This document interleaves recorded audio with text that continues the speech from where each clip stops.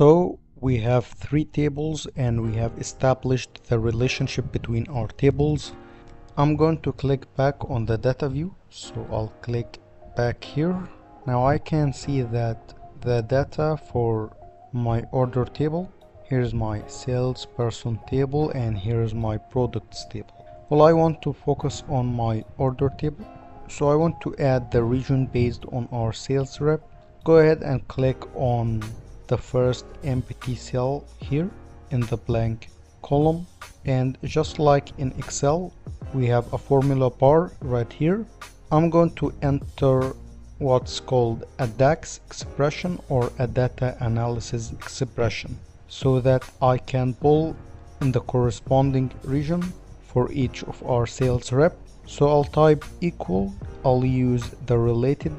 Now this is one of the nice things about using the DAX expression, that uses common language and we get some help along the way. So I just started typing the phrase related, and as you can see related here, it returns a related value from another table. If I go down to a related table, this returns the related tables filtered so that it only includes the related rows. Well, I just want related, so I'll go ahead and double click there. Well, what I want is the region from salesperson, so I'll go ahead and double click here and close those. So basically I'm using the related function. What's available, I can return the region from salesperson table based on our current sales rep. Once I press enter, it's going to populate all the regions here based on each sales rep's region. So I'll go ahead and press enter, and there you go.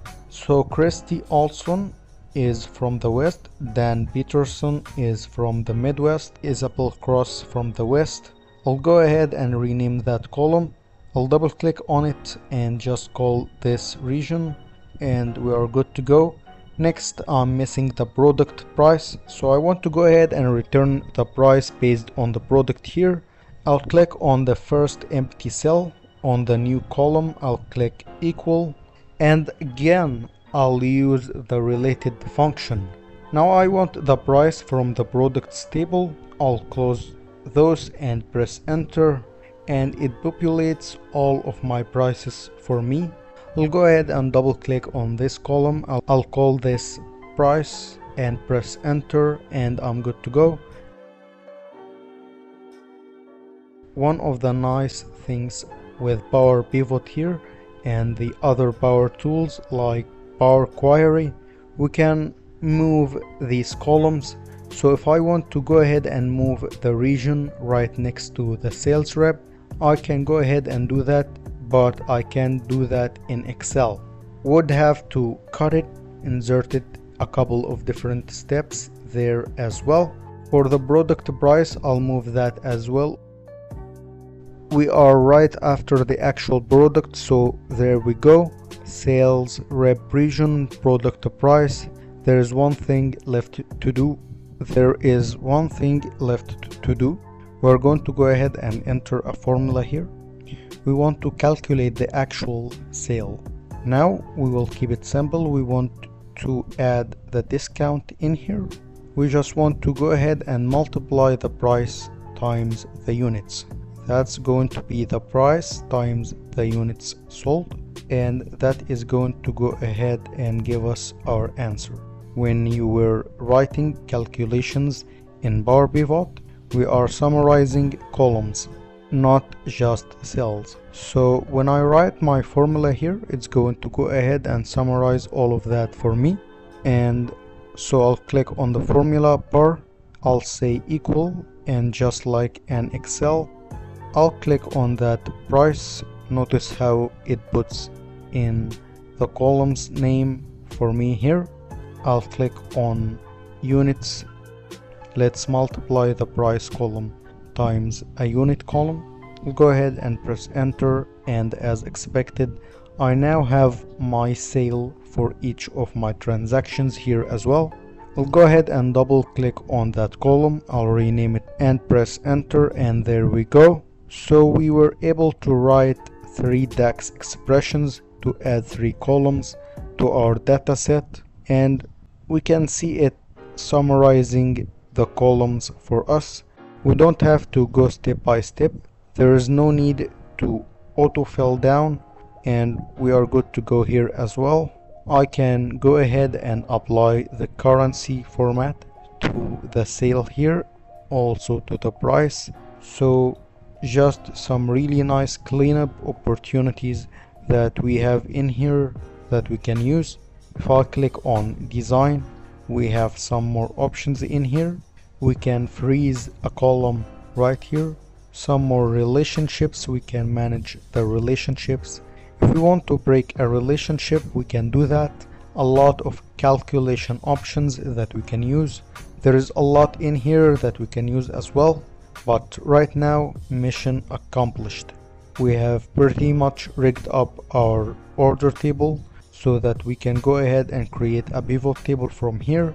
So the final step was to go ahead and click on the pivot table command right here. This is going to insert our pivot table into our current Excel document, and now we are able to combine all 3 of those tables into one and make a cohesive pivot table. We'll go ahead and click on pivot table here. It's asking me where I want to place it. I'll place it on a new worksheet. I'll go ahead and press OK. Here's my pivot table. I'll turn on my pivot table fields, and there we go. So notice how it pulls in all of our tables for us, but I'm only concerned about my orders table. So now I can go ahead and build my pivot table here based on region, based on product, and I'm good to go. So a really nice way to work with our pivot table. So we have inserted our pivot table using a Power Pivot. Now a natural question is, what if we were to add some data to our original dataset? So what if I go back to my Power Pivot data here, and what if I were to change the prices here? So let's say I'm just going to go ahead and double the prices here. When I go back to my pivot table, what would I need to do? Well, let's go ahead and take a look. Let's go ahead and record our grand total here. So right now our grand total is this number. I'll go back to my Power Pivot data and let's change some of the prices here. Maybe the Aspen is doubled to 42. Maybe the Quad is doubled to 68. Maybe the Sunbelt is now 50. And maybe the V range is now 38.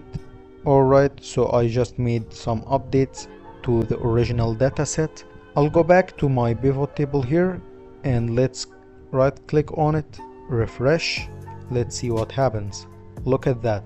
Everything has been already updated because I made those changes for the product prices.